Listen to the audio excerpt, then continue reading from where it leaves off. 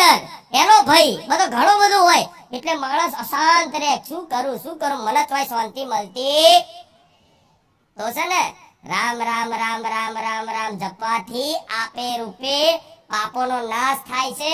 અને રામ રામ જપતા જપતા જપતા જપતા સંખ્યા વધુ થઈ ગઈ ને રામ નામની, એટલે આપે રૂપે આ પાપમાં મનમાં જે પાપ પડ્યા ને એ ધોવાતા જશે. એમ એમ આપે રૂપે આનંદનું સુખ અનુભવ થશે. હજુ જેની કલ્પના નહીં એવી મારા ભગવાનના નામમાં અપાર આનંદ છે. અપાર, કેવું અપાર! જે સાધારણ મનુષ્ય આ આનંદ ના સહન કરી શકે.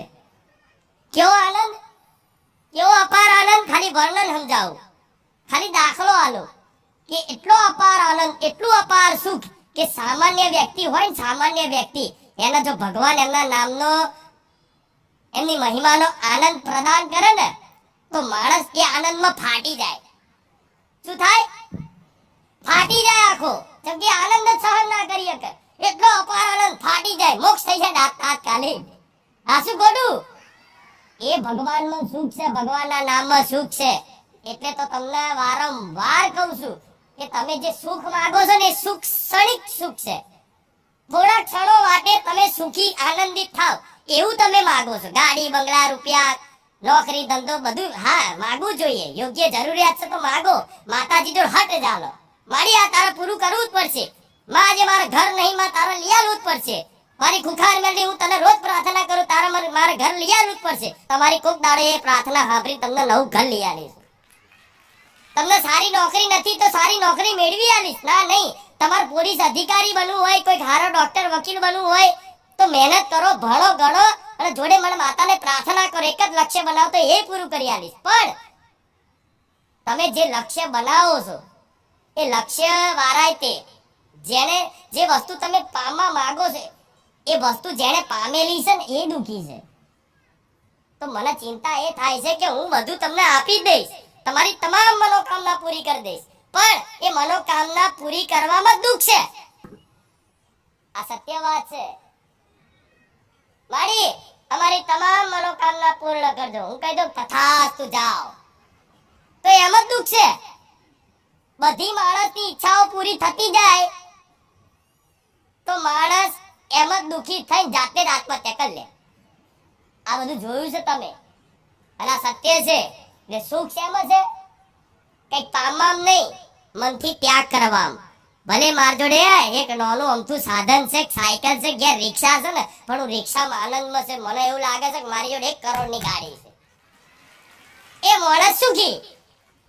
પછી રિક્ષા વાળો ગાડી વાળાને જુઓ, ગાડી વાળો એનથી મોંઘી ગાડી વાળાને જુઓ, મોંઘી ગાડી વાળો ફોરેનની ગાડી જુઓ, ફોરેન વાળો કે હજુ બસ મારી જોડે જ આવી ગાડી રહેવી જોઈએ, બીજે કોઈની ના આવી જોઈએ. હા શું ખોટું? રૂપિયા વાળા એનથી કોઈ મોટા રૂપિયા વાળાને જુઓ કે આના પાર કરી જાઉં, આનાથી મોટો બની, એ રૂપિયા વાળા એનાથી મોટો બની જાઉં, એ બીજાને જોતો હોય, બીજો એનાથી મોટો, એનાથી મોટો, એમ કરતા કરતા આજે આખા દુનિયાનો ફર્સ્ટ નંબરનો રૂપિયા વાળો હશે ને એને એ વાતની ચિંતા હશે કે હારું હું અત્યારે ફર્સ્ટ નંબરે આવી જાઉં તો હું જ ફર્સ્ટ નંબરે રહેવો જોઈએ, બીજું કોઈ ના આવવું જોઈએ. એમાંય આ રાત દાડાની ચિંતા કરતો હોય. એટલે દુખી બધાય છે, અમીર ગરીબ બધાય. તો તમાર સુખી ખરેખરમાં વાસ્તવિક સુખ શું છે એ અનુભવ કરવો હોય ને તો રામ નામ પકડી લેજો. શું કીધું? આ તમારા માટે જ આપ્યું છે કે રામ નામ જપો, વિશ્વાસ કરો. ભલે તમારું મન નહીં લાગે ને, મન નહીં લાગે, હું કહું છું શરૂઆતમાં મન નહીં લાગે, આળસ આવશે, બેચેની લાગશે, શંકાઓ થશે. હારું રામ રામ જપવાથી શું થશે? તો આ શંકાઓને એક બાજુ કાઢી રાખજો. મન ના લાગે તો મન વગરનું રામ નામ જપ કરજો. રામ રામ રામ મન વગર. હું એવું કહીશ કે મન વગર રામ નામ જપેલું ક્યારે એડે જશે આ ગેરંટી લઉં છું. કેમ કે રામ કોઈ મનુષ્યનું, કોઈ વસ્તુનું, વ્યક્તિનું નામ નથી. એક સાક્ષાત પરબ્રહ્મ પરમાત્માનું નામ છે, જેને ભગવાન કહો, જેને ઈશ્વર કહો, એનું નામ છે. જેનાથી તમામની બધાની ઉત્પત્તિ થઈ છે આખા બ્રહ્માંડની. એ ભગવાનનું નામ લેતા ક્યારે એડે જાય? જાય ના જાય ને. તો દિવસમાં તમે 1000 વખત 1100 વખત નામ લેવશો ને તો એ ક્યારે એડે નહીં જાય. વિશ્વાસ રાખજો. આ નામ લેવા તમારી કુળદેવી ઘેર બેઠેલી માતાઓ બધી પ્રસન્ન ના થાય તો મને રોમ વારી મેળવીને કહેજો.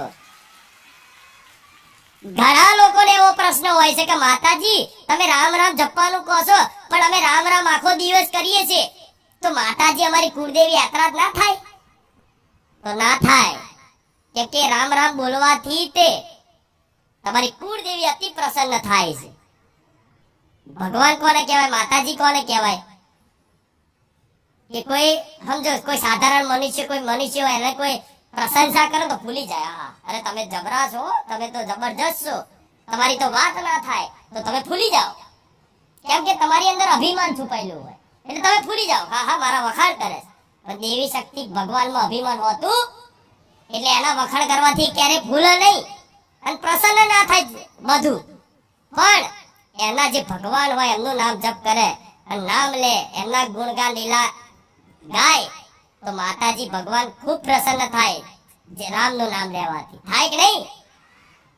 પાર્વતી માતા એ આદ્ય શક્તિ સ્વરૂપ છે ને તમારા ઘેર. દેવી શક્તિ એક જ છે, ચામુંડા ગણો, બહુચર ગણો, હરસિદ્ધિ ગણો, બધી એક જ છે. ખોડિયાર ગણો, કોઈ અલગ નથી. એ બધી પાર્વતી માતા સ્વરૂપ છે, ખબર છે ને?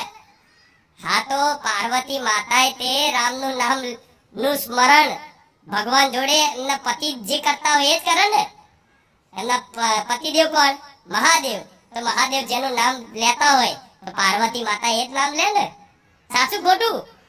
એક દિવસ મતલબ આખો દિવસ મહાદેવ રામના ગુણગાન ગાય, લીલા ગાય. જ્યારે ભગવાને અવતાર લીધો ધરતી પર, રામજીનો અવતાર ત્રેતા યુગમાં અવતાર લીધો ભગવાને, ત્યારે સીતાને મતલબ રાવણ ઉઠાઈ ગયો, સીતા માતાનું હરણ કરી લીધું. જાણો છો ને બધું? તો અમુક લોકો એવું કે સાક્ષાત ભગવાન હતા તો સીતાનો ચમનો રાવણ ઉઠાઈ ગયો કે આવું કે આવા થોડી ભગવાન હોય કે સાક્ષાત ભગવાન હતા તો સીતાને શું લે ઉઠાઈ ગયો રાવણ? એની તમને તાકાત ચાલી?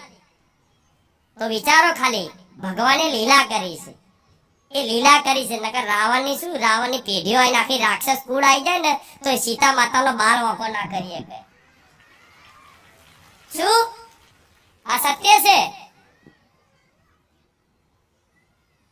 પરશુરામે આલેલું શિવ ધનુષ રાજા જનકજીને આપ્યું હતું મહાદેવના હુકમથી. એ શિવ ધનુષ એવું હતું કોઈનાથી ઊંચું થાય. રાજા જનકજીને મતલબ પુત્રી તરીકેનું ફળ પ્રાપ્ત થયું, સીતા માતા તરીકે. એને જેને ધરતી પુત્રી કહેવાય છે, ધરતીમાંથી પ્રગટ થયા હતા સીતા માતા. એ ખાલી 5 વર્ષના 3 વર્ષના હતા ને સીતા માતા, ત્યારે રાજા જનકને કીધું કે આ શિવ ધનુષ કોઈ ઊંચું કરી શકે એમ નહીં આ જગતમાં. તો મારી દીકરીએ આટલું એક કચલી ઓગળી શિવ ધનુષ એમનું ઊંચું કરી દીધું. તો આખા